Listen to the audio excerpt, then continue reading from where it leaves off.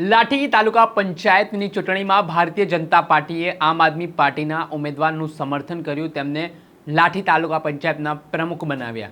જી હા, એક તરફ આમ આદમી પાર્ટી અને ભારતીય જનતા પાર્ટી વચ્ચે કાંટાની ટક્કર માનવામાં આવે છે, એકબીજાના હરીફ ગણવામાં આવે છે, પરંતુ જે રીતે લાઠીમાં સમીકરણો બન્યા છે તેના કારણે આ મુદ્દો ચર્ચાનો કેન્દ્ર બન્યો છે। તો સમગ્ર મામલો છે, વિગતે વાત કરીએ। વૈષ્ણવજન તો તેને કહીએ જે પીડ પરાઈ જાનાને રે। દર્શક મિત્રો, નવજીવન ન્યૂઝમાં આપનું સ્વાગત છે। હું છું ફૈઝાન। આમ તો કહેવાય છે કે રાજકારણમાં કોઈનો દુશ્મન નથી હોતો। સ્થિતિ પ્રમાણે, તક પ્રમાણે લોકો છે તે સમાધાનો કરી લેતા હોય છે ને પક્ષ પલટા પણ કરતા હોય છે।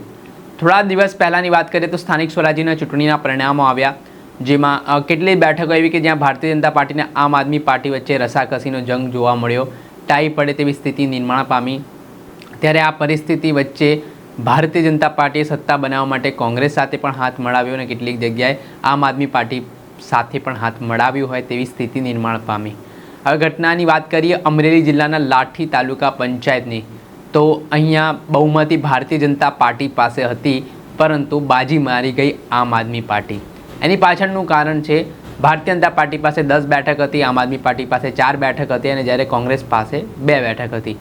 ત્યારે ઓબીસી મહિલા અનામત ઉમેદવાર જીતેલા ભારતીય જનતા પાર્ટી પાસે એકે નહોતા, જ્યારે આમ આદમી પાર્ટી પાસે રમીલાબેન નામના જે સંભાળ્યા બેઠકના ઉમેદવાર છે તેઓ હતા ને તેના પગલે ભારતીય જનતા પાર્ટીએ આમ આદમી પાર્ટીના જે મહિલા ઉમેદવાર છે ઓબીસી સમાજમાંથી આવતા રમીલાબેન, તેમને ટેકો જાહેર કર્યો અને ટેકો જાહેર કર્યા બાદ ગઈકાલે જે ચૂંટણીમાં તાલુકા પંચાયતના પ્રમુખ માટે મતદાન યોજાયું ને આ મતદાન દરમિયાન ભારતીય જનતા પાર્ટીના ઉમેદવારોએ આમ આદમી પાર્ટીના જે જીતેલા ઉમેદવાર છે રમીલાબેન, તેમને જાહેરમાં સમર્થન આપ્યું ને તેના પગલે કહેવાય રહ્યું છે કે ભારતીય જનતા પાર્ટી બહુમતીમાં તો છે, પરંતુ અહીંયા શાસન પ્રમુખ પદે હવે આમ આદમી પાર્ટીના જે જીતેલા ઉમેદવાર છે રમીલાબેન, તેઓ આવી જતા રાજકારણ ગરમાવાની શરૂઆત થઈ છે।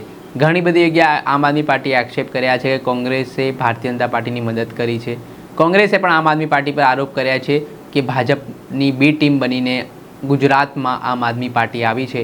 તેને લઈને આરોપ પ્રત્યારોપ વચ્ચે ફરી એકવાર લાઠી તાલુકા પંચાયતના સમીકરણોએ ગેમ ચેન્જર બની છે। દર્શક મિત્રો, આવા જ નવા વિડીયો સાથે આપણે માહિતગાર કરતા રહીશું, એટલે નવજીવન ન્યૂઝને લાઇક કરી લો, સબસ્ક્રાઇબ કરી લો અને વધુમાં વધુ શેર કરો।